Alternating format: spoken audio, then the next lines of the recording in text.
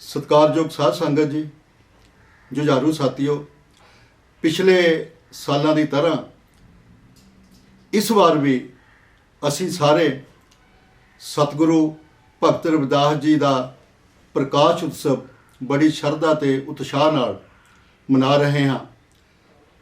ਵਧਾਈਆਂ, ਮੁਬਾਰਕਬਾਦ। ਸਾਧ ਸੰਗਤ ਜੀ, ਦਿਨ ਪੁਰਬ ਦਿਹਾੜੇ ਪ੍ਰਕਾਸ਼ ਉਤਸਵ ਕਿਹਨਾਂ ਦੇ ਮਨਾਏ ਜਾਂਦੇ ਨੇ? ਇਹ ਦਿਨ ਦਿਹਾੜੇ ਪ੍ਰਕਾਸ਼ ਉਤਸਵ ਉਹਨਾਂ ਦੇ ਮਨਾਏ ਜਾਂਦੇ ਨੇ, ਉਹਨਾਂ ਮਹਾਪੁਰਸ਼ਾਂ ਦੇ ਮਨਾਏ ਜਾਂਦੇ ਨੇ ਜੋ ਆਪਣਾ ਜੀਵਨ ਲੋਕਾਂ ਦੇ ਕਲਿਆਣ ਲਈ ਪਰਉਪਕਾਰੀ ਹੋਇਆਂ ਲੇਖੇ ਲਗਾਉਂਦੇ ਨੇ। ਸਾਡੇ ਮਹਾਪੁਰਖਾਂ ਨੇ, ਸਤਿਗੁਰੂ ਰਵਿਦਾਸ ਜੀ ਨੇ ਇਹ ਕਾਰਜ, ਇਹ ਮਹਾਨਾਇਕ ਦੀ ਜ਼ਿੰਮੇਵਾਰੀ ਪੂਰੀ ਨਿਭਾਈ ਹੈ।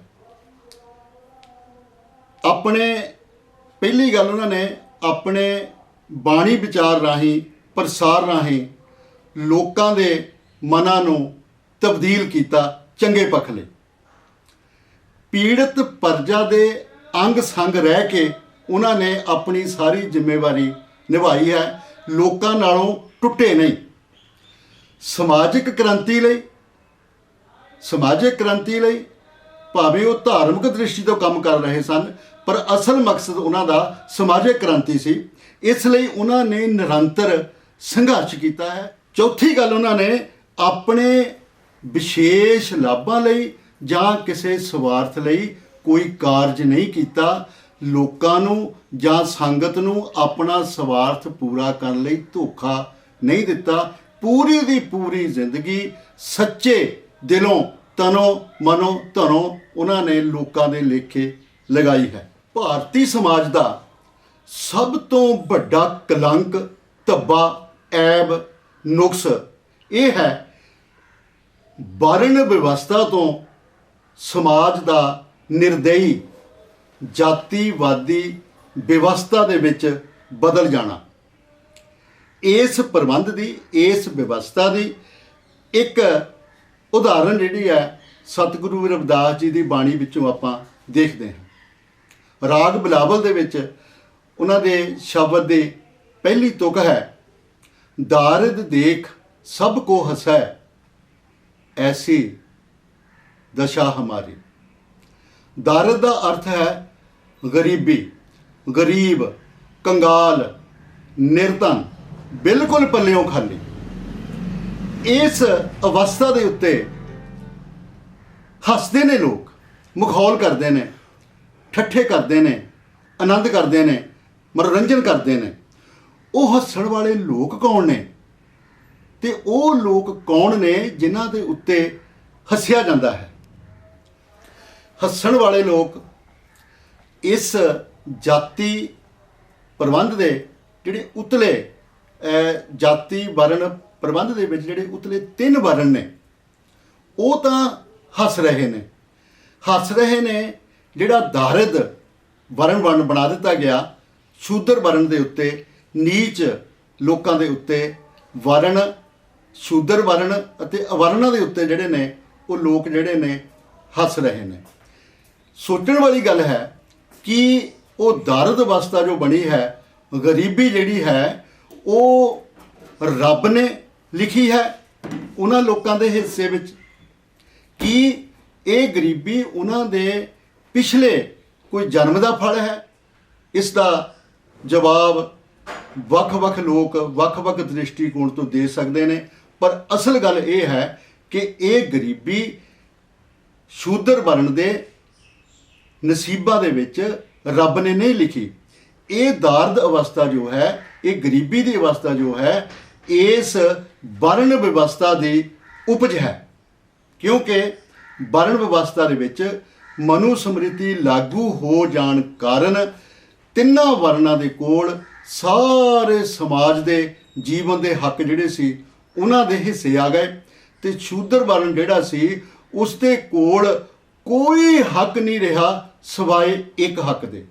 ਉਹ ਹੱਕ ਸੀ ਤਿੰਨਾਂ ਵਰਨਾਂ ਦੀ ਸੇਵਾ ਕਰਨੀ ਤੇ ਉਹਦੇ ਬਦਲੇ ਵਿੱਚ ਕੁਝ ਵੀ ਨਾ ਮੰਗਣਾ, ਨਾ ਮਿਲਣਾ। ਇਹ ਉਹਨਾਂ ਤੇ ਨਿਰਭਰ ਕਰਦਾ ਸੀ ਕੁਝ ਦੇਣਾ ਜਾਂ ਨਹੀਂ। ਇਹ ਦਾਰਦ ਅਵਸਥਾ ਜਿਹੜੀ ਸੀ, ਇਸ ਵਰਣ ਵਿਵਸਥਾ ਦਾ ਇਹ ਸਿੱਟਾ ਸੀ। ਇਸ ਦਾਰਦ, ਗਰੀਬ, ਬੇਪੱਤ, ਪੀੜਤ ਪਰਜਾ ਨੂੰ ਜਿਉਂਦਿਆਂ ਕਰਨ ਦੀ ਜ਼ਿੰਮੇਵਾਰੀ ਕੁਝ ਮਹਾਂਪੁਰਖ ਨਿਭਾ ਰਹੇ ਸਨ, ਜਿਨ੍ਹਾਂ ਵਿੱਚੋਂ ਸਤਿਗੁਰੂ ਰਵਿਦਾਸ ਜੀ ਦੀ ਵਿਸ਼ੇਸ਼ ਭੂਮਿਕਾ ਬਣਦੀ ਹੈ। ਇਸ ਦ੍ਰਿਸ਼ਟੀਕੋਣ ਤੋਂ ਗਰੀਬ ਦੀ ਨਬਜ਼ ਤਾਂ ਚੱਲਦੀ ਸੀ, ਪਰ ਉਹ ਜਿਉਂਦਿਆਂ ਵਿੱਚ ਨਹੀਂ ਸੀ। ਨਬਜ਼ ਚੱਲਣੀ, ਸਾਹਾਂ ਦਾ ਆਉਣਾ ਜਿਉਂਦੇ ਹੋਣ ਦੀ ਨਿਸ਼ਾਨੀ ਨਹੀਂ ਹੁੰਦਾ। ਨਬਜ਼ ਚੱਲਣੀ, ਸਾਹਾਂ ਦਾ ਆਉਣਾ ਜਾਣਾ ਤਾਂ ਸਬੂਤ ਹੁੰਦਾ ਹੈ ਕਿ ਉਹ ਬੰਦਾ ਅਜੇ ਮਰਿਆ ਨਹੀਂ। ਜੋ ਬੰਦਾ ਜਿਉਂਦਾ ਹੁੰਦਾ ਹੈ, ਉਸ ਦੀ ਨਬਜ਼ ਤਾਂ ਚੱਲਦੀ ਹੀ ਹੁੰਦੀ ਹੈ, ਪਰ ਉਸ ਦੀ ਪਤ ਹੁੰਦੀ ਹੈ, ਉਸ ਦੀ ਇੱਜ਼ਤ ਹੁੰਦੀ ਹੈ। ਉਹ ਆਪਣੇ ਪੈਰਾਂ 'ਤੇ ਆਪ ਖੜਾ ਹੁੰਦਾ ਹੈ, ਉਸ ਦਾ ਸਵੈਮਾਨ ਹੁੰਦਾ ਹੈ, ਉਸ ਦੀ ਬੁੱਕਤ ਹੁੰਦੀ ਹੈ, ਉਸ ਨੂੰ ਆਪਣੇ ਹੋਂਦ ਦੇ ਮਹਿਸੂਸ ਹੋਣ ਦੀ ਖੁਸ਼ੀ ਹੁੰਦੀ ਹੈ। ਰਵਿਦਾਸ ਜੀ ਵਰਣ ਵਿਵਸਥਾ ਨਾਲ ਮਿੱਟੀ ਕਰ ਦਿੱਤੇ ਗਏ ਮਾਧੂਆਂ ਵਿੱਚ ਜਾਨ ਪਾਉਣ ਦੀ ਜ਼ਿੰਮੇਵਾਰੀ ਨਿਭਾਉਂਦੇ ਹਨ। ਆਪ ਦੀ ਬਾਣੀ ਵਿੱਚ ਦੁਨੀਆ ਸੰਬੰਧੀ, ਜੀਵਨ ਸੰਬੰਧੀ ਬਹੁਤ ਸਾਰੇ ਨੁਕਤੇ ਮਿਲਦੇ ਨੇ। ਉਹਨਾਂ ਨੁਕਤਿਆਂ ਦੇ ਵਿੱਚੋਂ ਇੱਕ ਵਿਸ਼ੇਸ਼ ਨੁਕਤਾ ਰਾਜ ਦੇ ਨਾਲ ਸੰਬੰਧਿਤ ਵੀ ਹੈ। ਰਾਜ ਦੇ ਨਾਲ ਸੰਬੰਧਿਤ ਗੱਲ ਕਰਨ ਤੋਂ ਪਹਿਲਾਂ ਮੈਂ ਉਹਨਾਂ ਦੀ ਬਾਣੀ ਵਿੱਚੋਂ ਦੋ ਤੁਕਾਂ ਪੇਸ਼ ਕਰਦਾ ਹਾਂ। ਬੜੀਆਂ ਕਮਾਲ ਦੀਆਂ ਤੁਕਾਂ ਨੇ। ਉਹਨਾਂ ਤੁਕਾਂ ਦੇ ਵਿੱਚ ਬਹੁਤ ਖੂਬਸੂਰਤ ਇੱਕ ਬਿੰਬ ਉੱਭਰਦਾ ਹੈ, ਇੱਕ ਚਿੱਤਰ ਬਣਦਾ ਹੈ, ਇੱਕ ਦ੍ਰਿਸ਼ ਬਣਦਾ ਹੈ। ਕਵਿਤਾ ਦਾ ਸ਼ਬਦਾਂ ਦੇ ਵਿੱਚ ਦ੍ਰਿਸ਼ ਹੈ। ਨਰਪਤੀ ਏਕ ਸਿੰਘਾਸਨ ਸੋਇਆ, ਸੁਪਨੇ ਭਇਆ ਭਿਖਾਰੀ। ਨਰਪਤੀ ਏਕ ਸਿੰਘਾਸਨ ਸੋਇਆ, ਸੁਪਨੇ ਭਇਆ ਭਿਖਾਰੀ। ਅਛਤ ਰਾਜ ਬਿਛਰਤ ਦੁਖ ਪਾਇਆ, ਸੋਗਤ ਭਈ ਹਮਾਰੀ। ਸਾਡੀ ਲੋਕਾਂ ਦੀ ਚੌਥੇ ਵਰਣ ਦੀ ਅਵਸਥਾ ਕੈਸੀ ਹੈ?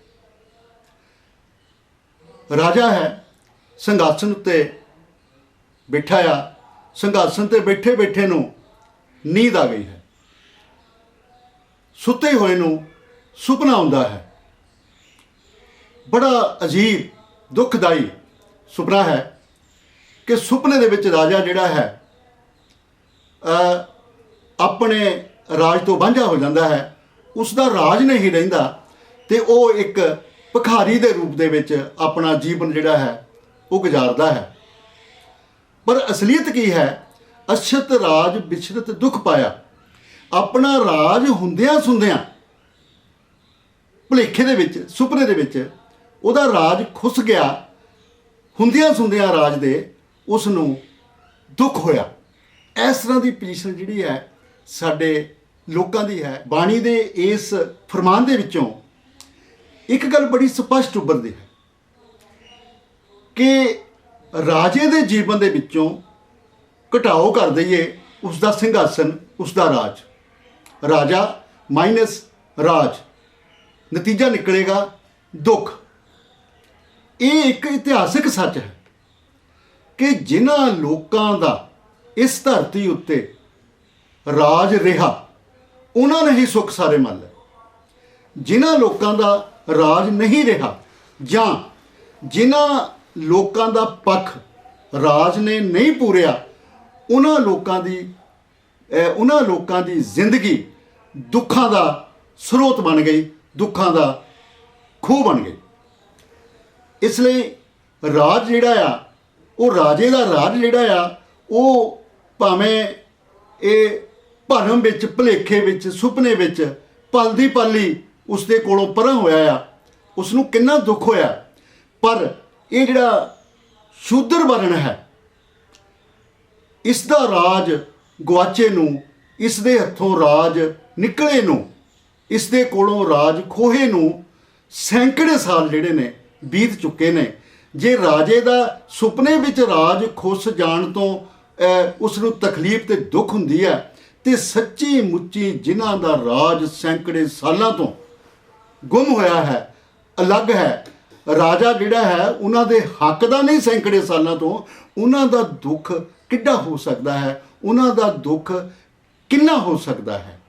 ਇਹ ਦੁੱਖ ਜਿਹੜਾ ਆ, ਇਹ ਰਾਜ ਦੇ ਜਾਣ ਦਾ ਦੁੱਖ ਜਾਂ ਰਾਜ ਕਿਉਂ ਨਹੀਂ ਪ੍ਰਾਪਤ ਕੀਤਾ ਜਾ ਸਕਿਆ, ਇਹ ਨਿਰਭਰ ਕਰਦਾ ਸੀ ਜਾਂ ਨਿਰਭਰ ਕਰਦਾ ਹੈ ਕਿ ਸਾਡੇ ਕੋਲ ਉਸ ਕਿਸਮ ਦੀ ਇੱਕ ਜਿਹੜੀ ਦ੍ਰਿਸ਼ਟੀ ਸੀ, ਉਸ ਤਰ੍ਹਾਂ ਦਾ ਸਾਡੇ ਕੋਲ ਨਿਸ਼ਾਨਾ ਜਿਹੜਾ ਸੀ ਉਹ ਨਹੀਂ ਰਿਹਾ। ਸਾਡੀ ਜ਼ਿੰਦਗੀ ਦੇ ਵਿੱਚੋਂ ਇਸ ਤਰ੍ਹਾਂ ਦੇ ਖਿਆਲ ਜਿਹੜੇ ਸੀ ਉਹ ਖਤਮ ਹੀ ਹੋ ਗਏ। ਕਿਉਂ ਹੋ ਗਏ? ਕਿਹੜੀ ਗੱਲ ਕਾਰਨ ਹੋ ਗਏ? ਗੁਰੂ ਰਵਿਦਾਸ ਜੀ ਇੱਕ ਸ਼ਬਦ ਦੇ ਵਿੱਚ ਫਰਮਾਉਂਦੇ ਨੇ, ਮਾਧੋ ਅਵਿਦਿਆ ਹਿਤ ਕੀਨ, ਮਾਧੋ ਅਵਿਦਿਆ ਹਿਤ ਕੀਨ, ਵਿਵੇਕ ਦੀਪ ਮਲੀਨ। ਹੋਇਆ ਕਿ ਸਭ ਤੋਂ ਪਹਿਲਾਂ ਵਰਣ ਵਿਵਸਥਾ ਦੇ ਵਿੱਚ ਜਦੋਂ ਸਾਡੇ ਸ਼ੂਦਰ ਵਰਣ ਦੇ ਕੋਲ ਕੋਈ ਵੀ ਅਧਿਕਾਰ ਨਹੀਂ ਰਿਹਾ, ਐਜੂਕੇਸ਼ਨ ਵੀ ਨਹੀਂ ਰਹੀ, ਸਿੱਖਿਆ ਵੀ ਨਹੀਂ ਰਹੀ, ਜ਼ਮੀਨ ਵੀ ਨਹੀਂ ਰਹੀ, ਦੌਲਤ ਵੀ ਨਹੀਂ ਰਹੀ, ਕੁਝ ਹੋਰ ਵੀ ਸਾਡੇ ਕੋਲ ਮਾਲਕੀ ਨਹੀਂ ਰਹੀ, ਤੇ ਅਵਸਥਾ ਸਾਡੀ ਗਿਰਾਵਟ ਵਾਲੀ ਹੀ ਹੋਣੀ ਸੀ, ਸਾਡਾ ਪਤਨ ਹੀ ਹੋਣਾ ਸੀ। ਕਿਉਂਕਿ ਐਜੂਕੇਸ਼ਨ ਜਿਹੜੀ ਸੀ ਉਹ ਇੱਕ ਪਾਸੇ ਚਲੀ ਗਈ ਤਿੰਨਾਂ ਵਰਨਾਂ ਦੇ ਕੋਲ, ਤੇ ਸ਼ੂਦਰ ਵਰਣ ਦੇ ਕੋਲ ਐਜੂਕੇਸ਼ਨ ਨਾ ਰਹਿਣ ਕਰਕੇ ਅਵਿਦਿਆ ਦਾ ਜਾਲ ਜਿਹੜਾ ਸੀ ਜ਼ਿੰਦਗੀ ਦੇ ਉੱਤੇ ਵਿਛ ਗਿਆ। ਉਸ ਅਵਿਦਿਆ ਦੇ ਜਾਲ ਦੇ ਵਿੱਚ, ਹਨੇਰੇ ਜਾਲ ਦੇ ਵਿੱਚ ਫਸ ਕੇ ਜ਼ਿੰਦਗੀ ਜਿਹੜੀ ਹੈ ਇਸ ਵਰਣ ਦੀ ਉਹ ਬਿਲਕੁਲ ਗਿਰਾਵਟ ਵਾਲੀ, ਪਤਨ ਵਾਲੀ ਹੋ ਗਈ। ਮਾਧੋ ਅਵਿਦਿਆ ਹਿਤ ਕੀਨ। ਜਿਨ੍ਹਾਂ ਮਨੁੱਖਾਂ ਦੇ ਜੀਵਨ ਵਿੱਚੋਂ ਵਿਦਿਆ, ਵਿਚਾਰ ਮਾਈਨਸ ਹੋ ਜਾਂਦੇ ਨੇ, ਵਿਦਿਆ ਨਾਲੋਂ ਟੁੱਟ ਜਾਂਦੇ ਨੇ, ਉਹਨਾਂ ਲੋਕਾਂ ਦਾ ਜੀਵਨ ਡੰਗਰਾਂ ਬਰਾਬਰ ਹੀ ਹੋ ਜਾਂਦਾ ਹੈ। ਉਹਨਾਂ ਨੂੰ ਕੋਈ ਵੀ ਹੱਕ ਕੇ ਕਿਤੇ ਵੀ ਲਿਜਾ ਸਕਦਾ, ਭਾਵੇਂ ਪਹਿਲਾਂ ਇਸ ਵਰਣ ਨੇ ਅਵਿਦਿਆ ਦੇ ਨਾਲ, ਜ਼ਿੰਦਗੀ ਦੇ ਹਨੇਰੇ ਦੇ ਨਾਲ ਸਮਝੌਤਾ ਨਾ ਕੀਤਾ ਹੋਵੇ, ਪਰ ਮਜਬੂਰੀ ਦੇ ਵਿੱਚ ਜਦੋਂ ਬੰਦਾ ਰਹਿਣ ਲੱਗ ਪੈਂਦਾ ਹੈ, ਪੀੜ੍ਹੀਆਂ ਗੁਜ਼ਰ ਜਾਂਦੀਆਂ ਹਨ, ਤਾਂ ਉਹ ਮਨੁੱਖ ਉਸੇ ਹੀ ਅਵਸਥਾ ਵਿੱਚ ਰਹਿਣ ਦਾ ਆਦੀ ਹੋ ਜਾਂਦਾ ਹੈ। ਇਸ ਅਜਿਹੀ ਨੇਕ ਤੇ ਜਿਹੜੀ ਚੰਗੀ ਨੀਤੀ ਜਾਂ ਪਾਲਿਸੀ ਵਿਚਾਰਧਾਰਾ ਨਾਲੋਂ ਟੁੱਟਣ ਕਰਕੇ, ਵਿਦਿਆ ਨਾਲੋਂ ਟੁੱਟਣ ਕਰਕੇ ਜੋ ਸਾਡਾ ਇਹ ਹਾਲ ਹੋਇਆ, ਸਾਡੇ ਵਰਣ ਦਾ ਜੋ ਹਾਲ ਹੋਇਆ, ਸਾਡੇ ਸਮਾਜ ਦੇ ਲਗਭਗ 85% ਵਸੋਂ ਦਾ ਇਹ ਹਾਲ ਹੋਇਆ, ਇਸ ਦਾ ਫੈਸਲਾ ਗੁਰੂ ਨਾਨਕ ਸਾਹਿਬ ਆਪਣੇ ਫਰਮਾਨ ਦੇ ਵਿੱਚ ਬੜੀ ਖੂਬਸੂਰਤੀ ਨਾਲ ਕਰਦੇ ਨੇ। ਜੀਓ ਤਪਤ ਹੈ ਬਾਰੋ ਬਾਰ, ਤਪ ਤਪ ਖਪੈ ਬਹੁਤ ਬੇਕਾਰ। ਆਖਰੀ ਦੋ ਤੁਕਾਂ ਦੇ ਵਿੱਚ ਫੈਸਲਾ, ਕਮਾਲ ਦਾ ਫੈਸਲਾ ਹੈ, ਜੈ ਤਨ ਬਾਣੀ ਬਿਸਰ ਜਾਏ, ਜੈ ਤਨ ਬਾਣੀ ਬਿਸਰ ਜਾਏ, ਜਿਉਂ ਪੱਕਾ ਰੋਗੀ ਬਿਲ ਲਾਏ। ਬੜੀ ਡੂੰਘੀ ਗੱਲ ਹੈ ਔਰ ਬੜੀ ਸਪਸ਼ਟ ਗੱਲ ਹੈ। ਜਿਸ ਮਨੁੱਖ ਦੇ ਕੋਲੋਂ ਬਾਣੀ ਜਿਹੜੀ ਹੈ ਉਹ ਬਿਸਰ ਜਾਏ, ਜਿਸ ਮਨੁੱਖ ਨੂੰ ਬਾਣੀ ਭੁੱਲ ਜਾਏ।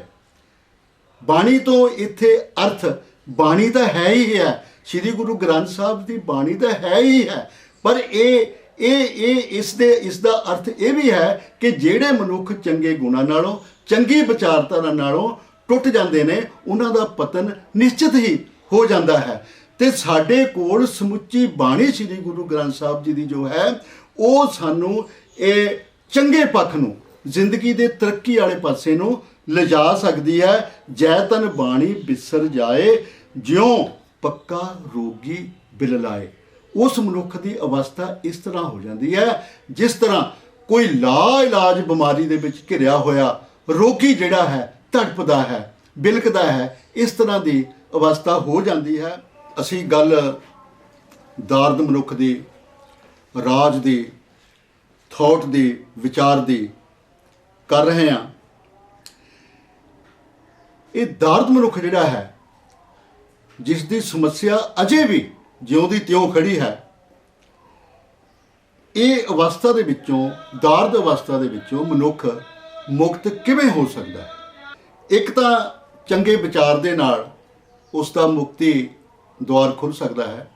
ਦੂਸਰਾ, ਰਾਜਾ ਜਿਹੜਾ ਹੈ, ਰਾਜੇ ਤੋਂ ਬਿਨਾਂ ਗੱਲ ਜਿਹੜੀ ਹੈ ਉਹ ਬਣ ਨਹੀਂ ਸਕਦੀ। ਆਪਣੇ ਰਾਜ ਤੋਂ ਬਿਨਾਂ ਗੱਲ ਬਣ ਨਹੀਂ ਸਕਦੀ। ਜਿਹੜਾ ਧਰਤੀ ਦਾ ਰਾਜ ਹੈ, ਧਰਤੀ ਦਾ ਰਾਜਾ, ਧਰਤੀ ਦਾ ਰਾਜ ਜਿਹੜਾ ਹੈ, ਧਰਤੀ ਦਾ ਪ੍ਰਬੰਧ ਜਿਹੜਾ ਹੈ ਉਹ ਰਾਜਾ ਕਰਦਾ ਹੈ। ਜੇ ਰਾਜੇ ਦੀ ਨੀਤੀ ਤੇ ਨੀਤ ਨੇਕ ਹੋਵੇਗੀ ਤਾਂ ਉਸ ਦੇ ਰਾਜ ਦੇ ਵਿੱਚ ਪ੍ਰਜਾ ਜਿਹੜੀ ਹੈ ਖੁਸ਼ਹਾਲ ਹੋਵੇਗੀ, ਸੁਖੀ ਹੋਵੇਗੀ, ਉਸ ਨੂੰ ਹਰ ਪੱਖ ਤੋਂ ਇਨਸਾਫ ਮਿਲੇਗਾ।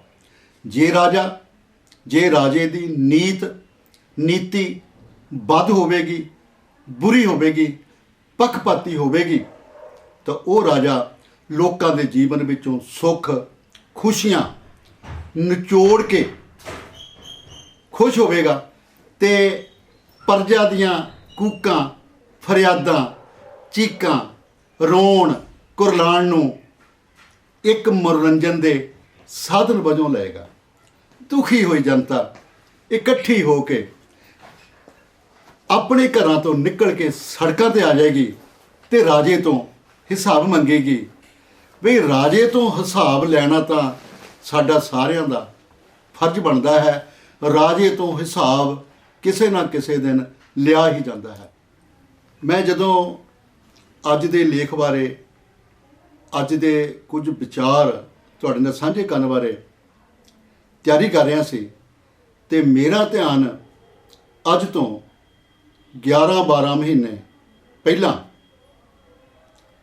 ਤੇ ਕੇਂਦਰਿਤ ਹੋ ਗਿਆ ਤੇ ਮੇਰੇ ਅੰਦਰੋਂ ਮਨ ਚੋਂ ਆਵਾਜ਼ ਨਿਕਲੀ, ਸੋਚਣਾ ਬਣਦਾ ਹੈ ਕਿ ਅਚਾਨਕ ਲਾਕਡਾਊਨ ਦੀ ਮਾਰ ਹੇਠ ਆਪਣੇ ਘਰੇ ਪਹੁੰਚਣ ਲਈ ਜੋ ਲੋਕ ਨੰਗੇ ਪੈਰੀਂ ਪੈਦਲ ਤੁਰੇ, ਉਹਨਾਂ ਦੇ ਪੈਰਾਂ ਦੇ ਹੇਠਲਾ ਚਮੜਾ ਪੈਰ ਨਾਲੋਂ ਅਲੱਗ ਹੋ ਗਿਆ।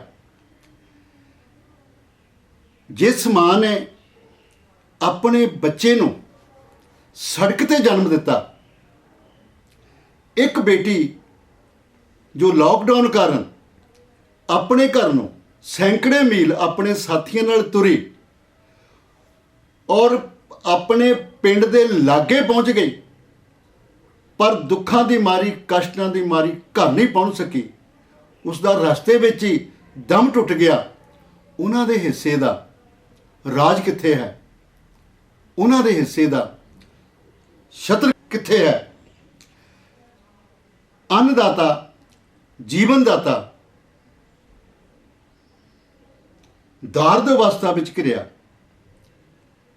ਆਪਣੇ ਗਲ ਵਿੱਚ ਰੱਸਾ ਪਾ ਕੇ ਜਦੋਂ ਆਪਣੀ ਜੀਵਨ ਲੀਲਾ ਖਤਮ ਕਰਦਾ ਹੈ ਤਾਂ ਪ੍ਰਸ਼ਨ ਉੱਠਦਾ ਹੈ, ਉਸ ਦੇ ਹਿੱਸੇ ਦਾ ਛਤਰ ਕਿੱਥੇ ਹੈ? ਉਸ ਦੇ ਹਿੱਸੇ ਦਾ ਰਾਜ ਕਿੱਥੇ ਹੈ? ਜਿਨ੍ਹਾਂ ਬੜੀ ਦਿਲਚਸਪ ਉਦਾਹਰਨ ਮੈਨੂੰ ਯਾਦ ਆਉਂਦੀ ਆ, ਜਿਨ੍ਹਾਂ ਨਿਮਾਣਿਆਂ, ਨਿਤਾਣਿਆਂ, ਨਿਉਟਿਆਂ, ਨਿਘਰਿਆਂ ਦੀਆਂ ਝੁੱਗੀਆਂ ਝੌਂਪੜੀਆਂ ਨੂੰ ਬਹੁਤ ਲੰਬੀ ਸੁੰਦਰ ਦੀਵਾਰ ਕੱਢ ਕੇ ਟਰੰਪ ਕੋਲੋਂ ਲੁਕਾਇਆ ਗਿਆ, ਉਹਨਾਂ ਦੇ ਹਿੱਸੇ ਦਾ ਰਾਜ ਕਿੱਥੇ ਹੈ? ਉਹਨਾਂ ਦੇ ਹਿੱਸੇ ਦਾ ਛਤਰ ਕਿੱਥੇ ਹੈ?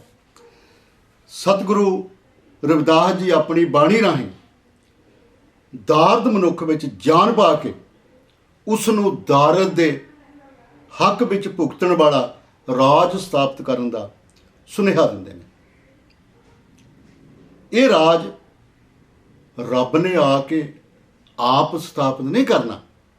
ਅਸੀਂ ਰੱਬੀ ਗੁਣ, ਰੱਬੀ ਵਿਚਾਰਧਾਰਾ, ਨੇਕ ਨੀਤੀ ਅਪਣਾ ਕੇ ਕ੍ਰਾਂਤੀਕਾਰੀ ਹੋਇਆ ਇਹ ਕਾਰਜ ਆਪਣੇ ਹੱਥੀਂ ਆਪ ਕਰਨਾ ਹੈ। ਜਦੋਂ ਰਵਿਦਾਸ ਜੀ ਦੀ ਬਾਣੀ ਵਿੱਚ ਰਾਜ ਸੰਬੰਧੀ, ਗਰੀਬਾਂ ਨੂੰ ਨਿਵਾਜਣ ਸੰਬੰਧੀ ਇੱਕ ਸ਼ਬਦ ਪੜ੍ਹਦੇ ਹਾਂ, ਉਸ ਨੂੰ ਵਿਚਾਰਦੇ ਹਾਂ ਤੇ ਰੱਬ ਜਿਹੜਾ ਹੈ ਉਹ ਗਰੀਬਾਂ ਨੂੰ ਨਿਵਾਜਦਾ ਹੈ। ਉਹ ਗਰੀਬਾਂ ਦੇ ਸਿਰ ਤੇ ਛਤਰ ਚਲਾਉਂਦਾ ਹੈ, ਗਰੀਬਾਂ ਤੇ ਰਹਿਮ ਕਰਦਾ ਹੈ, ਗਰੀਬਾਂ ਤੇ ਤਰਸ ਖਾਂਦਾ ਹੈ, ਉਹਨਾਂ ਦੀ ਮਦਦ ਕਰਦਾ ਹੈ। ਗੱਲ ਫਿਰ ਉਹੀ ਕਿ ਇਹ ਇੱਕ ਇਸ਼ਾਰੇ ਨੇ ਸਾਡੇ ਲਈ ਕਿ ਅਸੀਂ ਸਮਰੱਥ ਹੋਈਏ, ਇਸ ਬਾਣੀ ਨਾਲ ਜੁੜ ਕੇ ਅਸੀਂ ਸਮਰੱਥ ਹੋਈਏ ਤੇ ਆਪਣੀ ਜਿਹੜੀ ਦਰਦ ਅਵਸਥਾ ਹੈ ਉਸ ਤੋਂ ਆਪਾਂ ਮੁਕਤ ਹੋ ਸਕਦੇ ਹਾਂ। ਅੰਤ ਵਿੱਚ ਇਹ ਇੱਕ ਗੱਲ ਕਰਕੇ ਸਮਾਪਤ ਕਰ ਦਿਆਂਗਾ ਕਿ ਸਾਡਾ ਵਿਦਿਆ ਤੋਂ ਬਿਨਾਂ ਵੀ ਨਹੀਂ ਸਰ ਸਕਦਾ, ਨੇਕ ਮਹਾਨ ਵਿਚਾਰਧਾਰਾ ਤੋਂ ਬਿਨਾਂ ਵੀ ਨਹੀਂ ਸਰ ਸਕਦਾ, ਆਪਸੀ ਏਕਤਾ ਤੋਂ ਬਿਨਾਂ ਵੀ ਨਹੀਂ ਸਰਨਾ, ਤੇ ਆਪਣੇ ਲੋਕ ਰਾਜ ਤੋਂ ਬਿਨਾਂ ਵੀ ਨਹੀਂ ਸਰਨਾ। ਜੈ ਗੁਰੂਦੇਵ, ਧੰਨ ਗੁਰੂਦੇਵ, ਵਾਹਿਗੁਰੂ ਜੀ ਕਾ ਖਾਲਸਾ, ਸ੍ਰੀ ਵਾਹਿਗੁਰੂ ਜੀ ਕੀ ਫਤਿਹ।